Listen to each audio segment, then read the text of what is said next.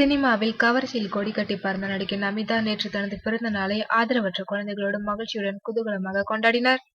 முன்னதாக காலையில் திருப்பதியில் ஏழுமலையானை தரிசித்துவிட்டு வந்த நமிதா, பின்னர் சென்னை புரசைவாக்கத்தில் உள்ள அருண் ரெயின்போ எனும் சேவை அமைப்பில் ஆதரவற்ற குழந்தைகளோடு மனநிறைவுடன் தனது பிறந்த நாளை கொண்டாடினார். பாதுகாக்க பெற்றோர் என யாருமற்ற இந்த குழந்தைகளுடன் தன்னால் முடிந்த அளவிற்கு நேரத்தை செலவு செய்தார் நமிதா. அந்த குழந்தைகள் விரும்பியதை வாங்கி தந்தும் அவர்களுக்கு கேக் ஊட்டியும் மகிழ்ந்தார். மேலும் அவர்களுக்கு இரவு உணவு வழங்கிய பிறகு குழந்தைகள் சாப்பிட்டு முடியும் வரை உடனிருந்து உணவு நன்றாக இருந்ததா என்பதை உறுதி செய்த பிறகே அவர் கிளம்பியுள்ளார். தமிழ் சினிமாவில் சிறிது காலம் நடிப்புக்கு இடைவெளி விட்டிருந்த நமிதா தற்போது உடல் எடையை குறைத்து மீண்டும் நடிக்க வந்துள்ளார்.